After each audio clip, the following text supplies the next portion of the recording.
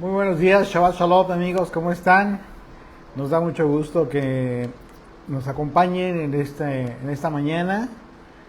Una vez más vamos a compartir otro estudio de la escritura en este proceso de ir estudiando libro por libro, verso por verso, pasaje por pasaje, capítulo por capítulo. Muy interesante. Estamos en la segunda carta del apóstol Pablo a los Corintios.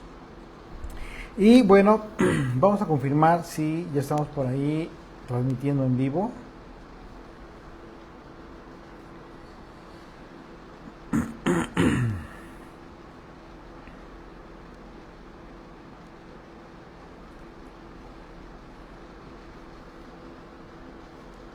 Ok, parece ser que sí, ya estamos ahí. Ya veo que se están conectando. Hola Mercedes, ¿cómo estás? Muy buenos días. Shabbat Shalom. Muchas gracias amigos por su compañía. Para nosotros es un gran privilegio, es un gran honor que nos acompañen, claro, por supuesto. Y pues bueno, en esta ocasión nos toca analizar el capítulo 4 de la segunda carta del apóstol Pablo a los Corintios. Este estudio lo dividimos en dos partes. En esta ocasión vamos a analizar esta segunda parte, la segunda parte de este capítulo que resulta muy interesante, muy interesante. Yo les había comentado que en esta carta, en esta segunda carta, Pablo ya comienza a abordar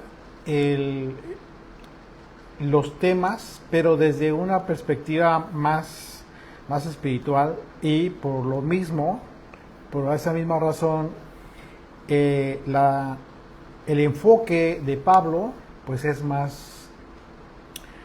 eh, profundo, más profundo. No significa que sea más difícil de entender, necesariamente no. Ustedes van a entender, se van a dar cuenta en el curso de este pasaje, de esta segunda parte, o de todo este capítulo, en realidad que estamos dividiendo en dos secciones, se van a dar cuenta ustedes que realmente no es que sean difíciles de entender las cartas de Pablo. Sí van a ser difíciles de entender por cuanto que quienes lo han expresado de esa manera aún se han quedado con esta falta de luz que resplandezca en sus vidas. No significa que no sean parte del pueblo, del cuerpo del Señor, por supuesto que sí, claro que sí, pero es importante poner mucha atención en las palabras de Pablo, porque Pablo nos enseña, nos explica a través de sus pasajes y la profundidad que él utiliza en sus expresiones, que nosotros en un momento dado podemos llegar a permanecer estacionados en una condición espiritual que no nos permite ver que no nos permite ver aquellas cosas que no son posibles ver con los ojos naturales. Y de esto va a hablar Pablo en esta segunda parte. Y de esta manera vamos a poder entender cómo es que en ocasiones las expresiones que se han llegado a hacer acerca de las cartas de Pablo no son muy atinadas, o son quizás erróneas desde la perspectiva, por supuesto, de quienes están entendiendo cuál es el objetivo, uno de los miles de objetivos y propósitos de comprender la cruz. A eso nos lleva la comprensión de la cruz, a poder mirar lo que con los ojos naturales no es posible mirar. Contemplar la cruz desde una perspectiva eterna, a pesar de que estamos todavía en este mundo. Morir, ir muriendo conforme pasan los días, los meses y los años, pero al mismo tiempo permanecer día con día vivos sin este proceso por el cual la vida va acabando, sino que día a día, desde el otro sentido, en el sentido espiritual, permanecemos renovados. ¿De qué está hablando Pablo? a final de cuentas se van a dar cuenta que Pablo continúa hablando de la muerte y la resurrección de Jesucristo. Así de que bueno, en la primera parte de este capítulo, el apóstol Pablo, pero permítame, vamos a comenzar a grabar este estudio porque me refiero al audio.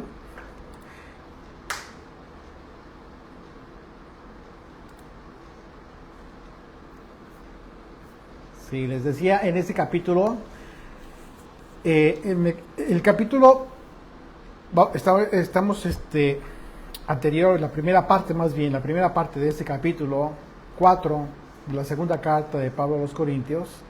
Pablo nos remitió al Génesis, si ustedes recuerdan, al tiempo de la creación, aquel momento en el que el Espíritu de Dios se movía sobre la superficie de las aguas, y poder entender esto bajo la perspectiva en la que lo está expresando Pablo es fundamental para poder entender de qué manera Dios puede resplandecer en nuestras vidas. ¿Por qué? Porque dice Génesis que el Espíritu de Dios se movía sobre la superficie de las aguas y el Señor emitió un mandamiento en aquel entonces. ¿Cuál fue el mandamiento? Sea la luz. Aquella expresión en realidad fue un mandamiento que Dios dio a su creación. Y entonces la luz resplandeció. Resplandeció por encima de las tinieblas. Aquel evento impresionante es justo lo que citó el apóstol Pablo para manifestar esta analogía de lo que representa el hecho de que Dios, que es luz, se manifieste en nuestras vidas, en las vidas de todos aquellos que vivimos, que en un momento dado, en un tiempo pasado, vivimos sin Dios, que vivíamos en las tinieblas, sometidos ¿a qué? Sometidos a los designios de este mundo y bajo la autoridad del Dios de este mundo, como lo expresó en los primeros versículos de este capítulo, el apóstol Pablo. De verdad que cuando conocemos al Señor y comenzamos a anhelar vivir ya bajo su potestad, bajo su autoridad, bajo sus alas, entonces, por la voluntad de Él mismo, una vez más, en la vida de cada uno de nosotros, se expresa una vez más aquel mandamiento que se dio en la creación. ¿Qué es lo que Dios dice en tu vida y en mi vida a partir de ese momento? Sea la luz. Por ahora, pero ahora solamente, ahora, obviamente en tu vida, en nuestras vidas, generando este nuevo nacimiento en el proceso de la transformación de nuestras vidas. En esa perspectiva, Pablo está hablando de esta luz que es necesario que resplandezca en nuestras vidas. Así como el Espíritu de Dios se movía sobre la faz, sobre la superficie de las aguas, en la creación, asimismo el Espíritu de Dios revolotea sobre el alma de los hombres y las mujeres que anhelan conocerle, que verdaderamente de todo corazón quieren conocer a Dios. Y en consecuencia, pues nos ha sido dada esta convicción de fe, una certeza de fe, que es la que poco a poco va regenerando nuestro entendimiento, nuestra capacidad de poder entender y comprender las Escrituras a fin de recibir la revelación del Evangelio, con un entendimiento sobrenatural, por supuesto, quitando todo velo de nuestras mentes y nuestros corazones. Si no fuera sobrenatural, si simplemente habláramos en términos naturales, comunes, cualquiera podría entender la profundidad y trascendencia del Evangelio, del verdadero Evangelio de Jesucristo. Pero tiene que ser sobrenatural, porque es un entendimiento sobrenatural. El nuevo nacimiento es sobrenatural. Eso es justo lo que hace la diferencia entre quienes en un momento dado la luz del Evangelio puede resplandecer en sus vidas y en quienes aún al leer las Escrituras se quedan con un entendimiento literal y en ocasiones, aún sin la revelación de la faz de Jesucristo, la faz del Mesías. Y la consecuencia de esto es que las personas comienzan a hacer interpretaciones en ocasiones alegóricas, se desconectan de la escritura, del contexto real de las escrituras, y comienzan a querer entender bajo su propio entendimiento las escrituras, y en casos peores, en casos más tristes, pues comienzan a seguir aquellas interpretaciones de las personas. Estamos hablando de judíos, rabinos, personas que al no creer en aquel por quien todo fue hecho, hablamos una vez más de la creación, simplemente es imposible, por lógica natural, es imposible que su luz de aquel en quien no creen resplandezca en ellos. ¿Cómo sería posible eso? No tendría sentido. Y eso es lo más triste, que quienes dicen, algunos que dicen creer en el Mesías, en el Hijo de Dios, en Yeshua, continúan con aquella doctrina, con aquella embelesados. De repente hay muchos que de repente se convierten al judaísmo, el peor error que pudieron haber cometido en sus vidas, y continúan con ese tipo de enseñanza, ese tipo de interpretaciones que se desconectan de la interpretación correcta que hizo el Hijo de Dios. Este efecto, por simple lógica, en consecuencia, hablando del pueblo judío, se cumple el principio de que Dios no hace acepción de personas. Y eso es muy interesante aclararlo siempre que hablamos de este tema, porque en su momento hubo una separación entre los propios judíos, entre el propio pueblo judío. No hablo de los gentiles, de extranjeros, no. Entre el propio pueblo judío hubo una separación a partir de Jesucristo. Tanto el pueblo, hablando del pueblo, como del liderazgo judío, religioso incluso. Hubo una separación entre ambos sectores. Y esto quedó registrado en los evangelios, lo podemos ver claramente, y en el libro de los Hechos, por ejemplo, las cartas del Nuevo Testamento. Es decir, hubo millares de judíos que en su momento creyeron en el Hijo de Dios como el Mesías de Israel, el Salvador de Israel. Y hubo muchos líderes religiosos, incluso fariseos, que también creyeron en Yeshua, que Él era verdaderamente el Hijo de Dios. Juan 3, verso 1, y vemos un ejemplo clásico de un líder religioso judío, Nicodemo. Dice desde el verso 1, había un hombre de los fariseos que se llamaba Nicodemo, un principal entre los judíos. Este vino a Yeshua de noche y le dijo: Rabí, sabemos que has venido de Dios como maestro, porque nadie puede hacer estas señales que tú haces si no está Dios con él. ¿Qué fue lo que sucedió con Nicodemo? En Nicodemo había una disposición clara, de corazón sincera, de conocer a Dios, de ser de Dios. Y a él se le permitió recibir la revelación. Esto no le fue revelado por carne y sangre, y mucho menos por aquellos con quienes convivía, con el liderazgo judío, que la mayoría de ellos no creían. Entonces a Nicodemo le fue revelado de forma sobrenatural que Yeshua era el Hijo de Dios. ¿Y qué fue lo que dijo? Por las señales que tú haces. Señales que de acuerdo a las profecías solamente el Hijo de Dios podía llegar a ser. Hechos 15, verso 5 dice: pero algunos de la secta de los fariseos que habían creído, una vez más, hablamos del liderazgo judío, no del pueblo solamente, sino del liderazgo judío que se dividió.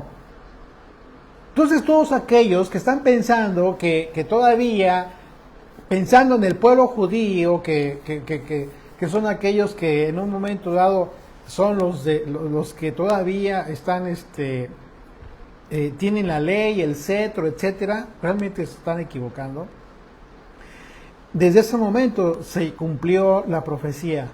Muchas profecías acerca del propio pueblo judío que se convertirían, que creerían.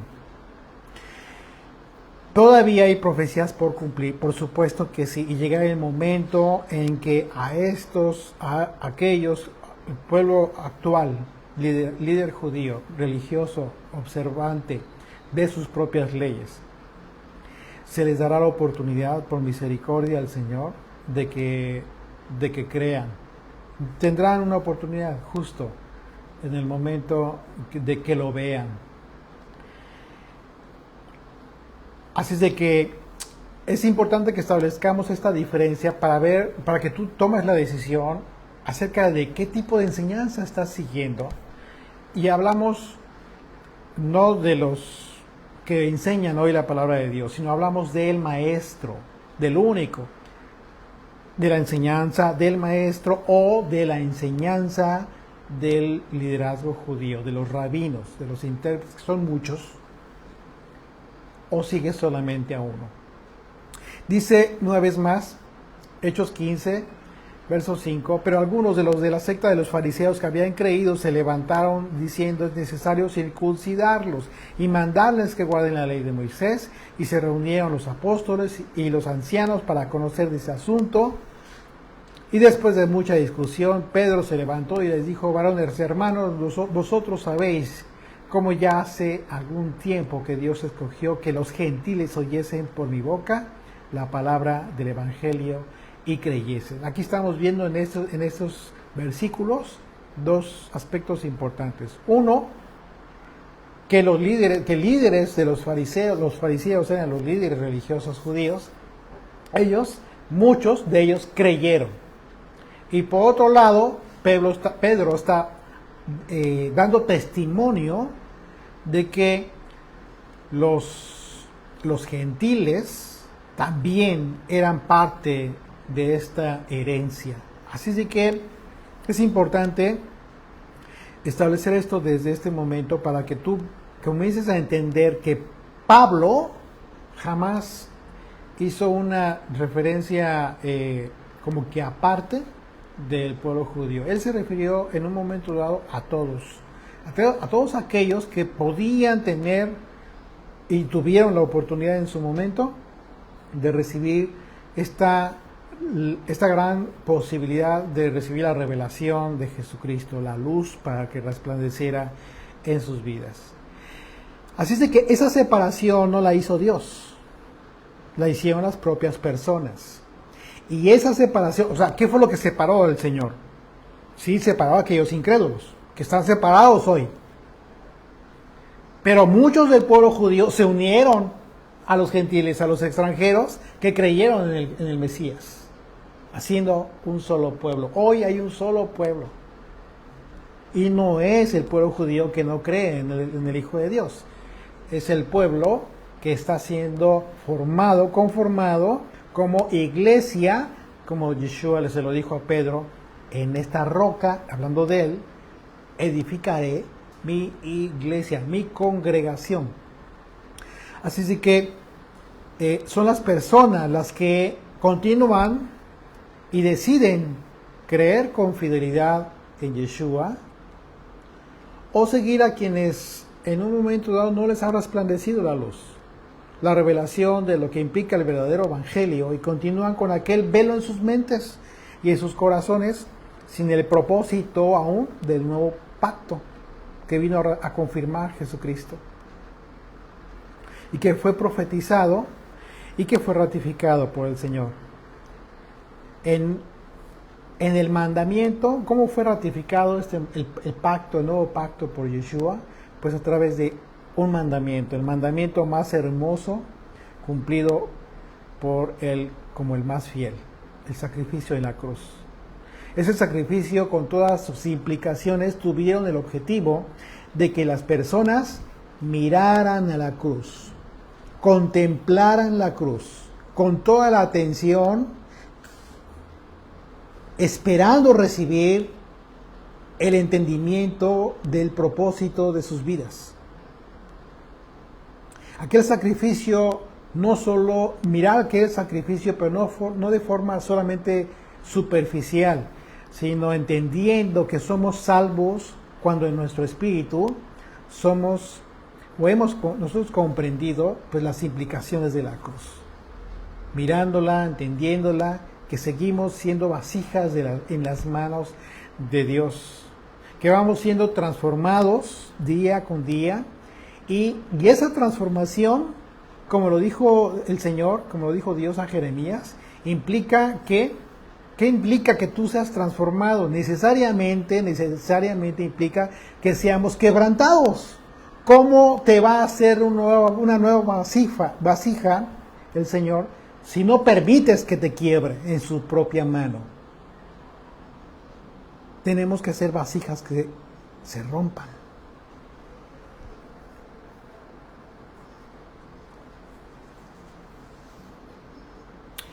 Pero con el propósito de hacernos mejores personas. Ese es el propósito de Dios. Cuando Dios te quiebra, ese es el propósito. Hacerte una mejor persona. Apta. ¿Apta para qué? Para recibir la luz del glorioso evangelio del Mesías. Y entonces poder verlo como la imagen misma de Dios que brilla en tu interior. Ese es el propósito del Señor. Y a continuación el apóstol Pablo va a referirse a ese proceso. Fíjate bien, es impresionante. ¿Cómo es que Pablo se va a referir a este proceso en el que como vasijas de barro estamos siendo quebrantados por Dios mismo para un mejor propósito? ¿Tienes el volumen? Baja el volumen. Entonces, aquí tenemos que entender esto. Pablo se va a referir a este proceso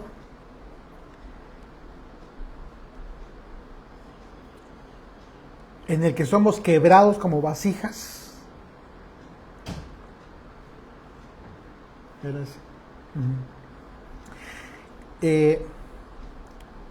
Pero para un mejor propósito. Y dice que ese proceso en el que somos quebrados implica dolor para nuestras vidas. Pero le llama un hermoso propósito, un hermoso objetivo, a final de cuentas. Y dice que este proceso siempre va a implicar, por supuesto, este quebranto para cambiar. Y es un precioso tesoro, le llama tesoro precioso a este quebranto, este tipo de experiencias que debemos vivir. Un sufrimiento que, sabiendo cuál es la consecuencia, vamos aprendiendo a valorarlo. Y es como vas en contra del mundo entero. Vas como que totalmente en contra del mundo. ¿Quién en el mundo, con sus sentidos, 5 sentidos, y con el pensamiento de la lógica del hombre, busca sufrir o ser quebrantado? No, busca todo lo contrario. Y en este caso, no es que tú y yo busquemos ser quebrantados, no. Es que cuando tú permites que Dios gobierne tu vida, entonces el Señor te va preparando para la vida eterna. Y esa preparación implica quebranto. El Señor no te puede llevar como una vasija que viene toda contaminada. Tiene que ser contaminada y mal hecha, deforme. Tiene que quebrarte para terminar de hacerte una vasija como una joya hermosa. Dice el verso 7, pero tenemos este tesoro en vasos de barro. Claro. Y tiene que ser de barro para que puedan ser quebrantados, sea modificado este gran tesoro. ¿Por qué? Porque le estás llamando tesoro al sufrimiento.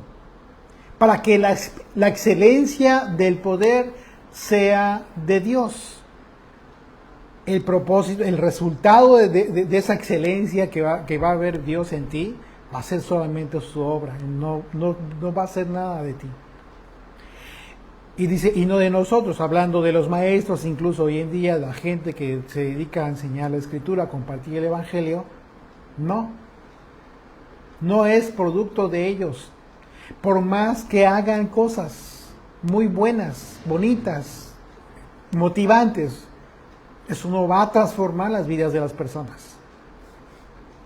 Por eso, Pablo está haciendo aquí una separación entre todas aquellas cosas, todas aquellas actividades que hacen las personas para motivar a la gente, para que se sientan motivadas para estudiar, para reunirse, para todo con buen ánimo, como siempre lo he dicho, con un buen ánimo, pero eso está totalmente separado de lo que está hablando aquí Pablo.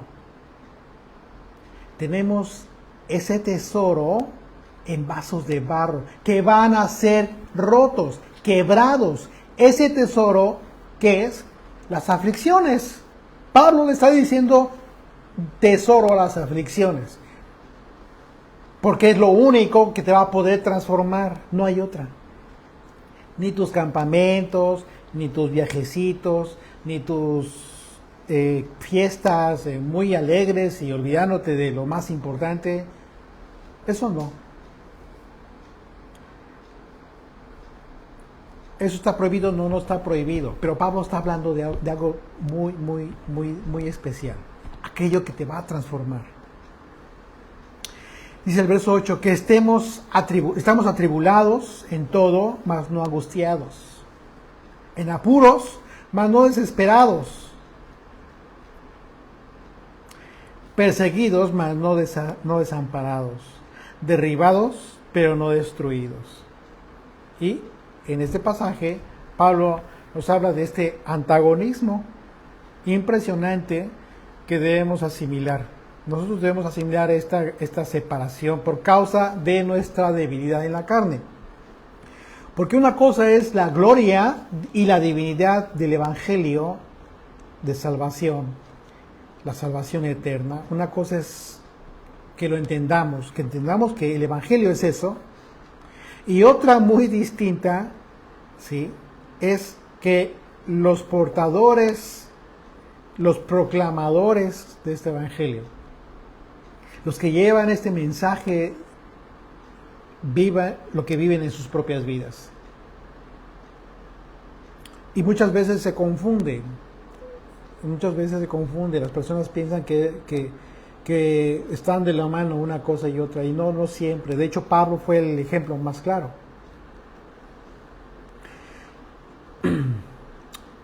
¿Por qué? Porque aquellos que proclaman el mensaje de salvación sufren tribulaciones, que en su momento quizás sufrió Pablo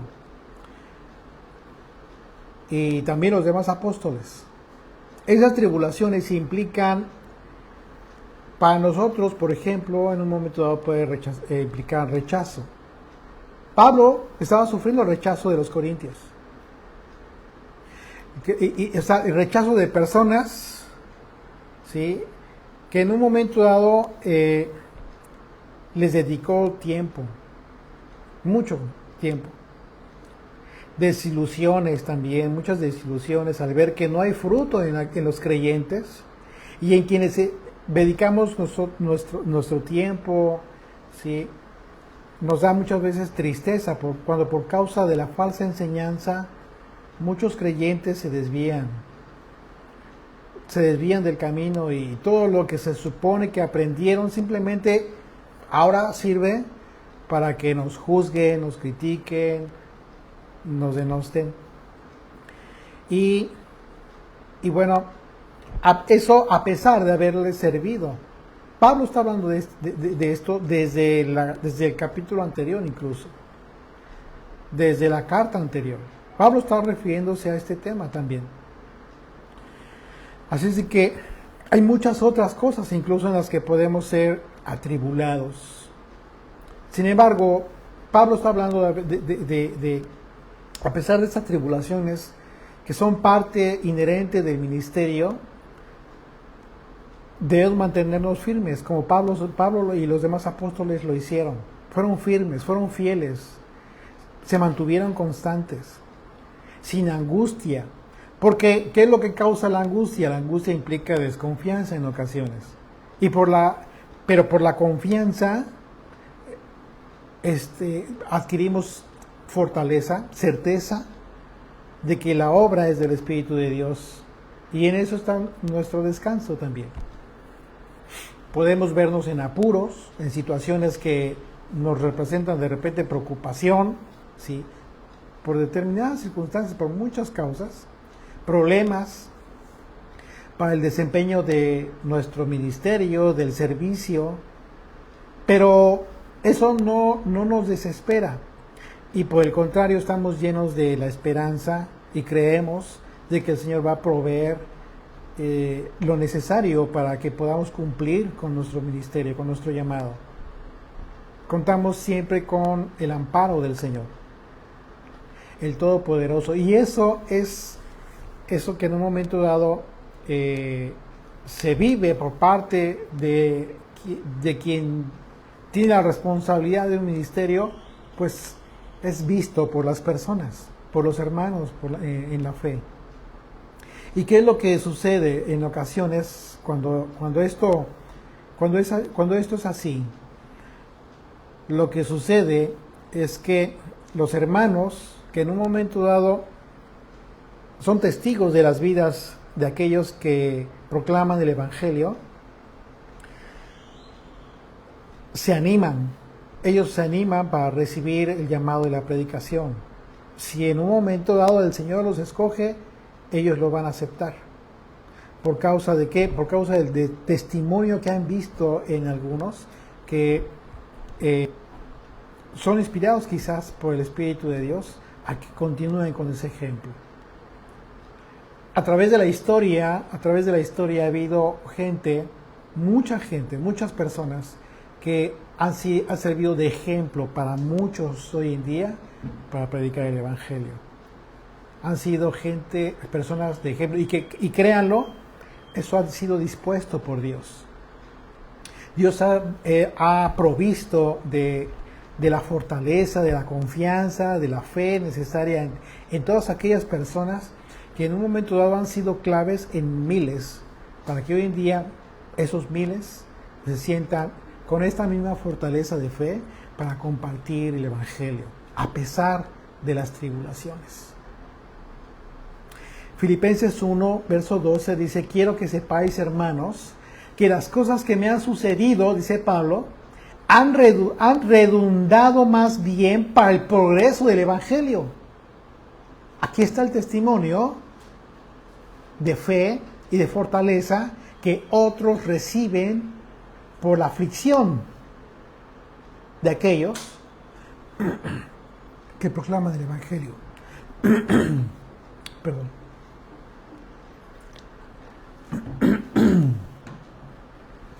Dice el verso 13: de tal manera que mis prisiones se han hecho patentes en el Mesías en todo el pretorio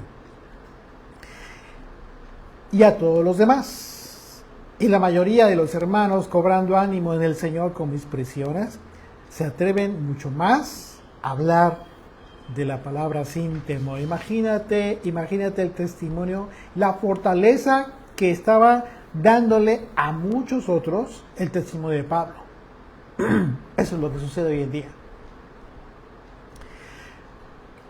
O es lo que debería suceder hoy en día.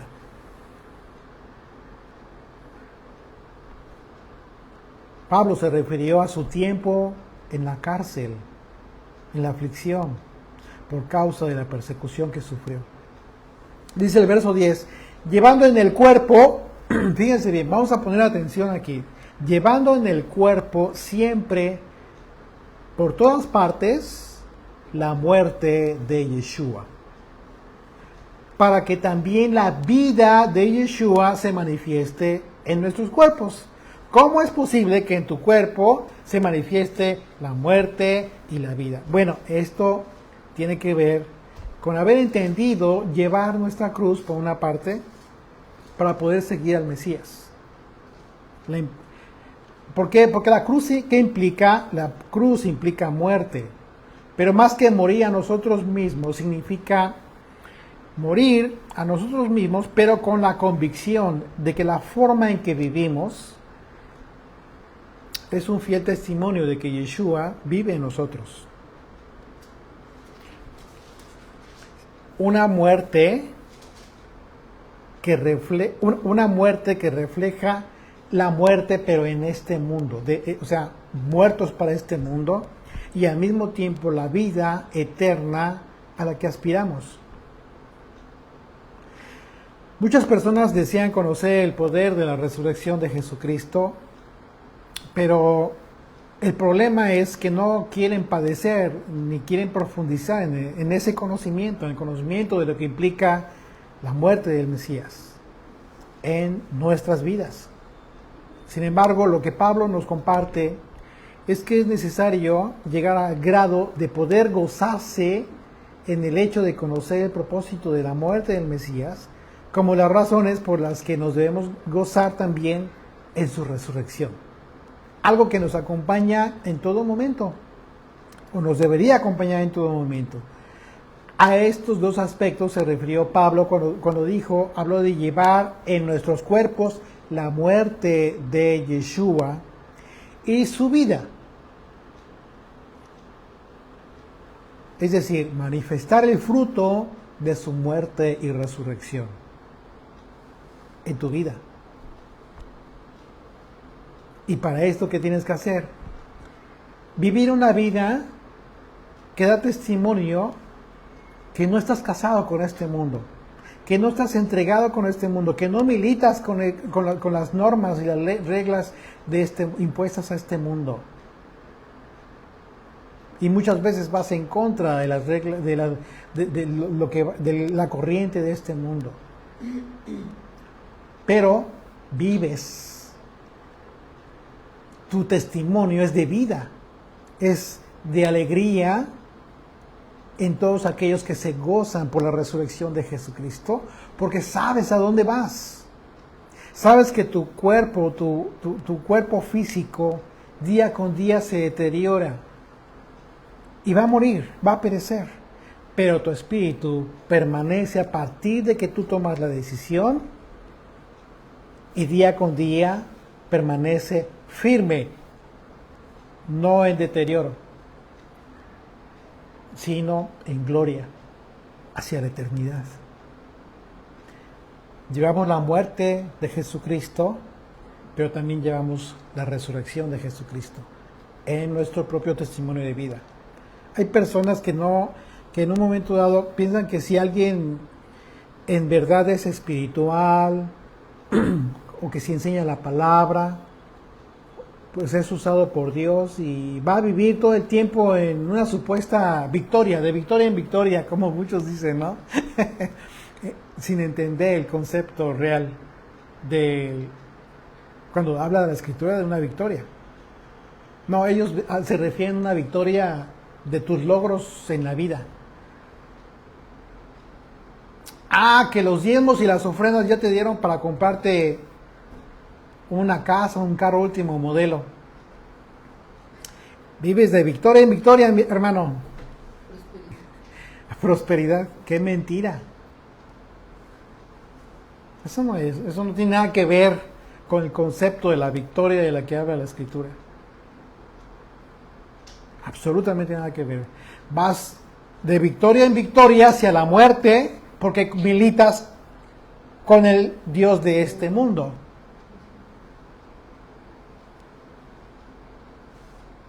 Y eso es lo más triste, porque muchos se confunden y piensan que eso es el Evangelio. Eso es la victoria del Evangelio. La gran bendición de prosperidad económica, que no tiene nada que ver.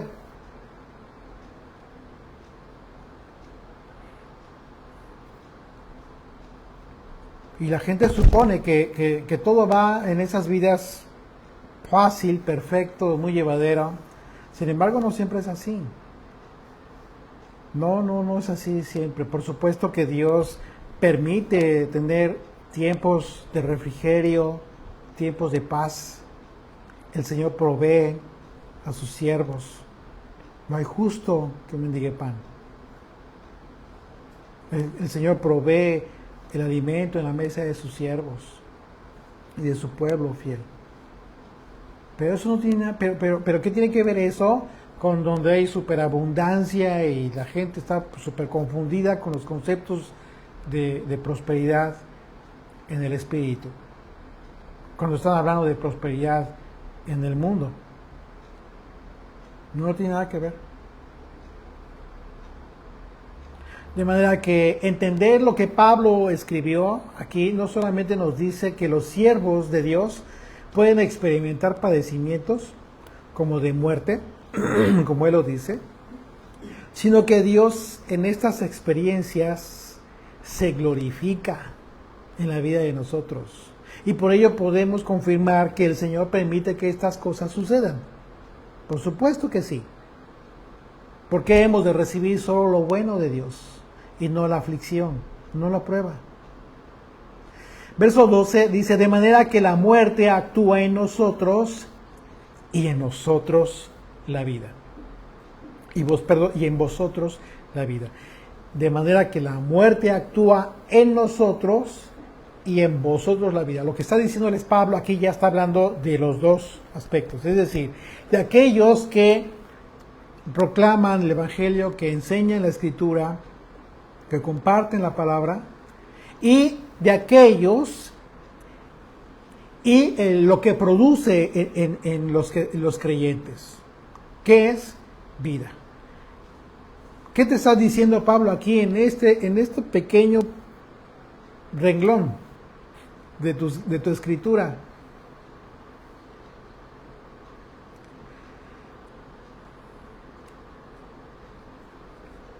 Aquel siervo de Dios, en él hay muerte. La muerte, asimismo, pero él está hablando de todo el tema de las aflicciones, las pruebas, que son soportadas por causa de ¿qué? Por causa de poder dar un servicio. Por eso habla de vida para ustedes. En nosotros, de manera que la muerte actúa en nosotros. Y en vosotros la vida, en ustedes la vida. Así es de que imagínate que lo importante que es para Dios el servicio fiel de un siervo. Es fundamental que todo siervo entienda que su función no es para servirse a él. Su función simplemente es un medio del que se está valiendo Dios para dar vida a miles. Cuando Pablo refiere que la muerte actúa en nosotros y en vosotros la vida, resulta esto muy interesante porque recordemos que él se estaba dirigiendo a los corintios en primera instancia, que en un momento dado comenzaron a despreciar a Pablo por sus aflicciones, por su sencillez de palabra, como lo comentó anteriormente. Y debido a que los creyentes de Corinto ya daban por hecho que sus vidas pues eran prósperas y de victoria en victoria, etcétera, pero los corintios no eran conscientes o se perdieron de la conciencia o ni siquiera consideraron que en sus vidas podrían ellos experimentar esta nueva vida, precisamente porque Dios hizo que Pablo fuera un siervo fiel.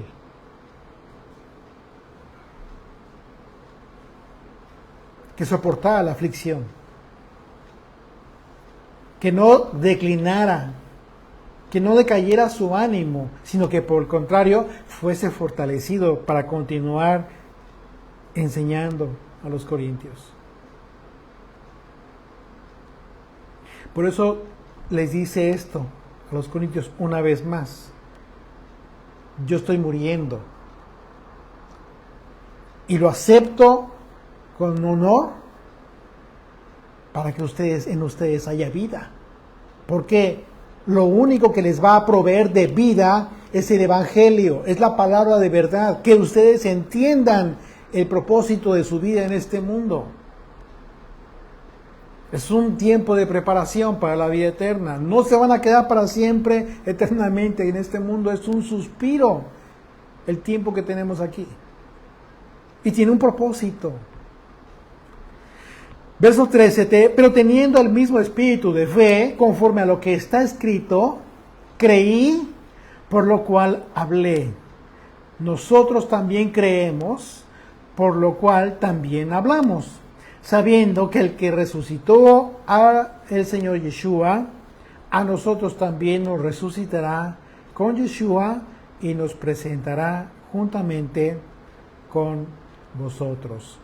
Aquí está hablando de la eternidad, del tiempo en el que todos estaremos unidos, unos y otros, delante del Señor. La vida de todo aquel que desempeña un ministerio, así como el de Pablo, debe ser sustentada espiritualmente por el ejemplo que hemos recibido de Yeshua. Porque Él es nuestro Señor, nuestro Maestro. Yeshua es nuestra autoridad. Y de quien somos esclavos, lo cual debe ser en primer lugar en nuestras vidas. Ser conscientes de eso es prioritario para nuestras vidas.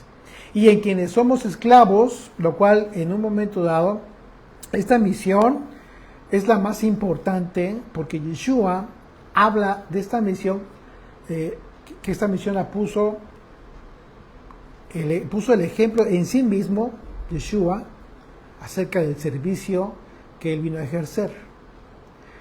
En Mateo 10, verso 45, él expresó lo siguiente, dijo, porque el Hijo del Hombre, hablando de él mismo, no vino para ser servido, sino para servir y para dar vida y rescate por muchos. ¿Qué nos está diciendo el Señor?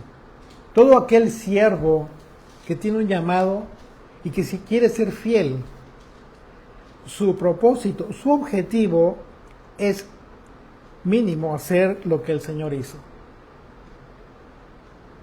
¿Qué fue? No esperar ser servido, no esperar que me sirvan, sino yo servirles a ustedes, pero con un propósito muy elevado. ¿Cuál? El de que a través de la palabra pueda dar vida, no yo, sino la palabra. Porque esa palabra les va a rescatar. Ese es el objetivo de un siervo. Así de simple y sencillo. No es otra cosa. Ya te estás dando cuenta cómo una vez más Pablo se pone como un vínculo en el que sirve, pero después se hace a un lado, para que la gloria solamente la reciba el Padre. Pablo está expresando que está unido al Mesías y en consecuencia se considera muerto, como un muerto para las cosas de este mundo. Así de que al hablar de la muerte física, su enfoque siempre fue en torno a la resurrección como el mejor objetivo para alcanzar. Es decir, como cuando dice, y sabemos que el que resucitó al Señor Yeshua, a nosotros también nos resucitará con Yeshua. Esto significa que la disertación y enseñanza de Pablo siempre fue influenciada por su visión de una vida más allá de la vida en este mundo, de la vida en esta tierra. Así es de que, dice el verso 15, porque todas estas cosas padecemos por amor a vosotros. Una vez más vuelve a hablar de los siervos, que están dispuestos a padecer muchas cosas por amor a vosotros, por amor a los creyentes, para que abundando la gracia por medio de muchos, la acción de gracias sobreabunde para gloria de Dios. Continúa hablando Pablo de lo sobrenatural, una vez más. Esta era la satisfacción que buscaba Pablo y la satisfacción que buscamos hoy en día, todo aquel que ha entendido el objetivo principal de haber recibido el honor y el llamado para proclamar el Evangelio de salvación. que por causa de esta gracia de la que habla Pablo, por causa de esta influencia divina en la vida de los creyentes, sean dadas muchas gracias a Dios y no a nosotros, una vez más. ¿Por qué? Que sean dadas gracias por la transformación de las vidas de las personas, que estas personas que están siendo transformadas entiendan, comprendan que a quien tienen que dar gracias, honor y gloria es aquel que ha hecho posible eso. Así es de que, y eso por supuesto en las personas genera gratitud, una gratitud fidedigna. Así de que lo que buscamos, quienes predicamos el Evangelio, no nos lo puede dar persona alguna, y esto nos da mucha paz y no nos genera compromiso con absolutamente nadie, más que el compromiso que tenemos recibido de parte de Él, de parte del Señor. Y yo hablo de un compromiso aparte, compromiso personal de dar trato preferencial a unos y otros, porque como que, ¿para qué? ¿Cuál sería el objetivo o el propósito? No. Eso ser consciente de eso nos impide tener preferencias. Una cosa es que de repente con algunas personas haya más trato, más contacto, porque de repente te consultan, porque de repente los conoces físicamente, se crea una amistad, pero eso es otra cosa. Eso ya no estamos hablando del servicio, ya no estamos hablando del trabajo que estás desempeñando en el ministerio. Estás hablando de tu relación personal con unos y otros, que eso es muy normal, natural. Por ejemplo, hemos tenido la oportunidad de conocer gente hermosa en Toluca, en el Distrito Federal, en otras partes, en Ixtapan de la Sal. Personas muy amables, gentiles, con las que llevamos una relación cordial y nos conocemos, nos tratamos, pero eso es un trato personal, no hay que confundirlo. Mi función, la función que tenemos,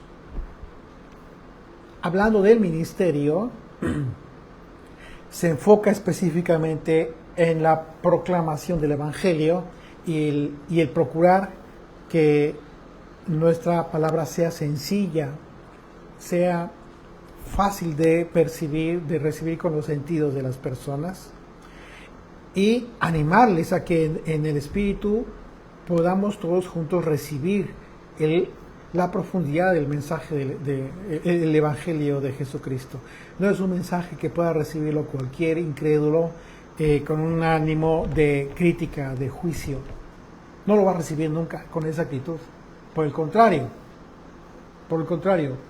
Dios le va a permitir afirmar su necedad a aquella persona. Así es de que eso es lo que nos da tranquilidad, nos da confianza. Estamos tranquilos en ese sentido. ¿Por qué? Porque sabemos que no nos quedamos con nada de esa gloria y toda esa honra. ¿Por qué? Porque todo eso le pertenece al Señor. Así es de que cuando nosotros hacemos eso, nos desvinculamos de recibir honores de las personas, entonces estamos seguros y tranquilos con la posibilidad de que entonces sí vamos a recibir el galardón que nos ha sido prometido. Porque no esperamos recibir recompensa aquí en la tierra que pueda dar una u otra persona. No nos queremos quedar con nada de este mundo.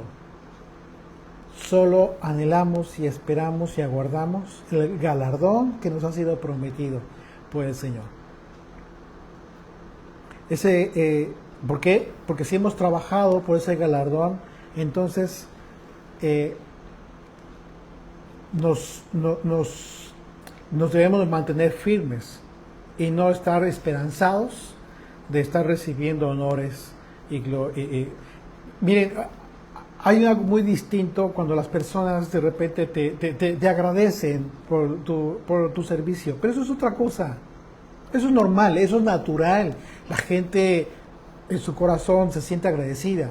Yo me he sentido agradecido con muchas personas que en su momento, desde que mi esposa me habló del Señor, desde entonces, desde aquellos años, siempre en un momento dado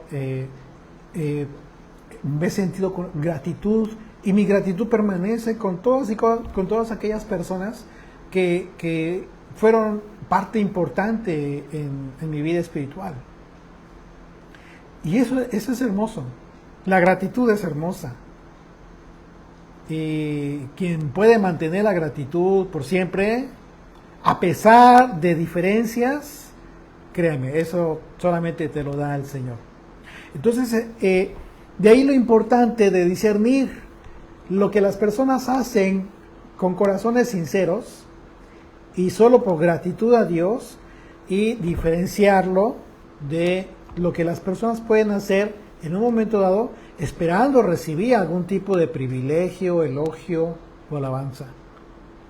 Y peor aún, el papel de aquel siervo que se corrompe en ese propósito. Es triste. Por el contrario, debemos nosotros hacer todo dejando en claro que las personas en un momento dado, no es a nosotros a quienes deben dar gracias, siempre desvincularnos de eso, sino que nuestro mejor regalo es que sean dadas gracias a Dios. Es decir, si tú, en lugar de darme gracias a mí, tú todo el tiempo yo veo que das gracias a Dios, sinceramente, oras al Señor y nos compartes tu expresión de gratitud al Señor, ese es el mejor regalo para nosotros.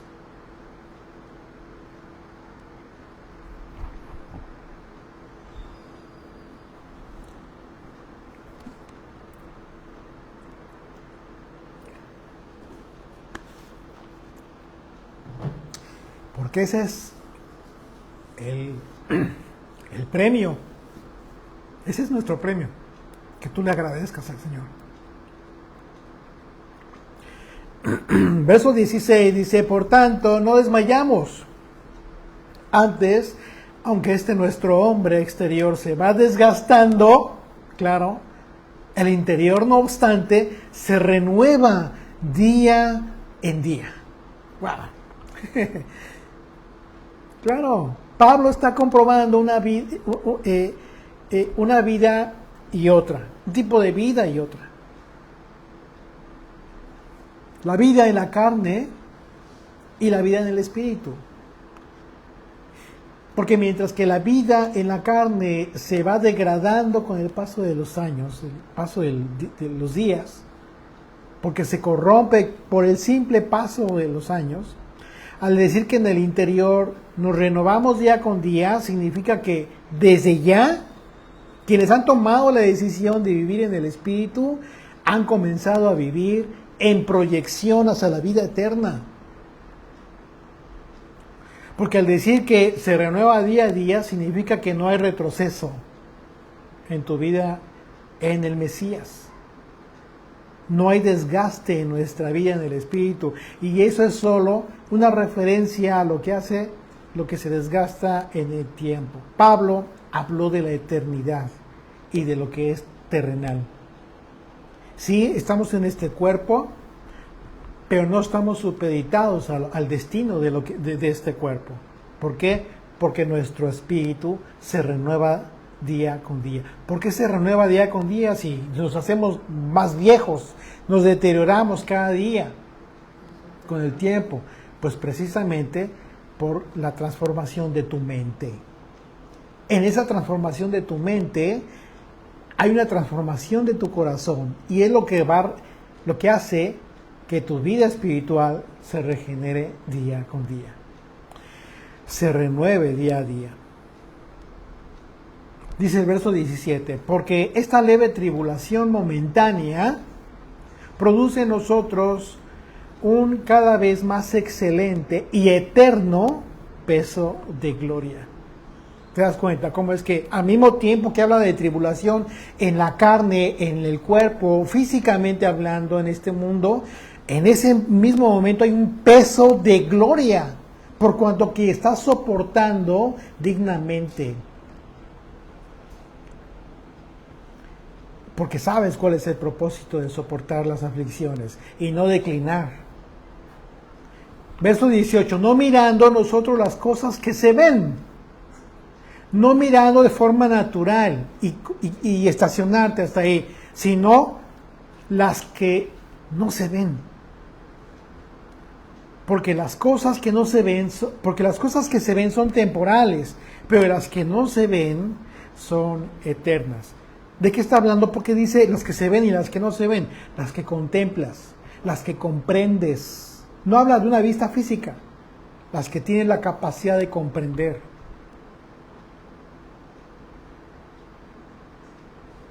Las que se ven y las que no se ven. Aquí está hablando, aquí son dos enfoques de vida. Uno, pero uno es el que prevalece y caracteriza a los hijos de Dios, que están siendo preparados para la vida eterna. Porque al haber una contemplación, comprender la cruz y haber mirado el sacrificio, todas las implicaciones. Cuando hablo de mirar, no me refiero a que veas el crucifijo. No. Al comprender las implicaciones de toda la cruz, de lo que significó la cruz, el sacrificio del Señor, entonces aprendimos a mirar con atención, con discernimiento del Espíritu, todas estas implicaciones hermosas de este sacrificio. Y en consecuencia estamos siendo preparados para mirar las cosas que no pueden ser percibidas con los ojos naturales. Porque las cosas de este mundo cualquiera las ve. Pero las que no se ven, las cosas que son eternas, son las que reciben, son las personas que reciben la capacidad en el Espíritu para prepararse para la vida eterna.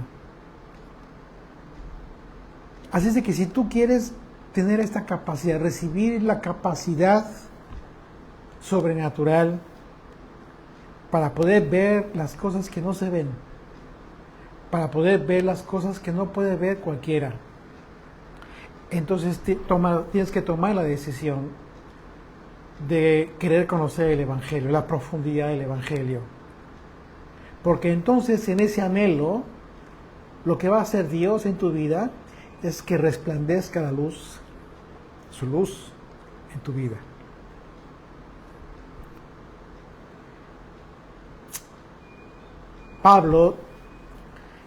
Lucas, escribiendo acerca de Pablo y de Bernabé, dijo, hablando con denuedo, dijeron, a vosotros a la verdad era necesario que os hablase primero la palabra de Dios, hablando del pueblo judío, hablando de los israelitas. Mas puesto que la desecháis y no juzgáis dignos de la vida eterna, he aquí, nos volvemos a los gentiles. Porque así nos ha mandado el Señor diciendo, fíjate lo que les dijo a los proclamadores del Evangelio, así nos ha mandado el Señor diciendo, te he puesto por luz a los gentiles, a fin de que seas para salvación hasta lo último de la tierra. Los gentiles oyendo esto se regocijaban. ¿Y qué hicieron? Glorificaron la palabra del Señor. Y creyeron todos los que estaban ordenados para vida eterna. Amén. Bendito eres, Señor. Gracias te damos, Padre eterno, por tu palabra, Señor. Porque tu palabra es como espada de dos filos que entra y corta, Señor, hasta el tuétano, mi Dios. Gracias porque no nos dejas como estamos, Señor, sino que a través de las pruebas, a través de los quebrantos, tú, Padre eterno, mermas la carne, pero fortaleces el espíritu para poder glorificar tu nombre y ver las cosas espirituales, Señor.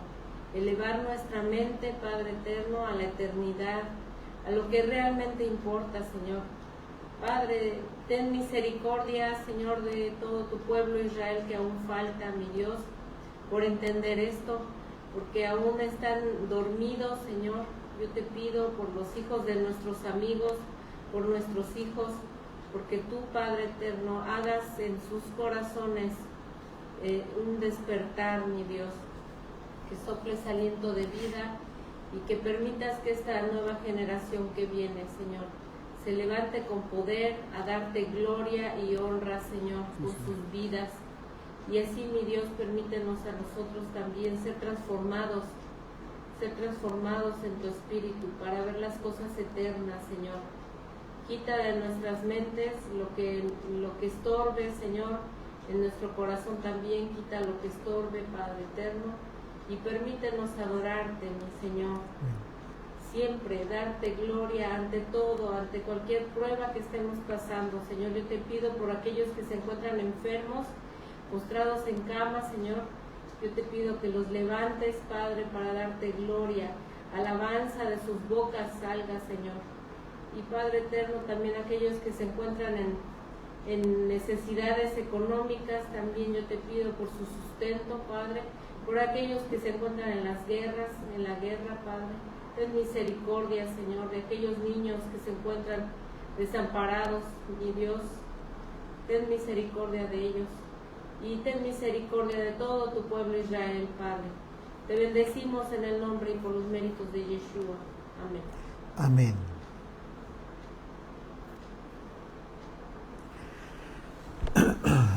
Amén. Bueno, amigos, pues muchas gracias por habernos acompañado en este estudio. Y quiero pedirles, sugerirles, sugerirles que nos acompañen en unos 20 minutos. En unos 20 minutos vamos a compartirles el siguiente estudio, el estudio de números. Porque en la tarde no vamos a poder transmitir, tenemos una actividad y entonces vamos a tener que hacer el estudio, compartirles el estudio en unos 20 minutos, nada más en lo que nos aligeramos un poco la garganta, y 15-20 minutos, y por aquí nos vemos, si es que nos hacen el honor de acompañarnos. Una disculpa, no pudimos avisarles antes, pero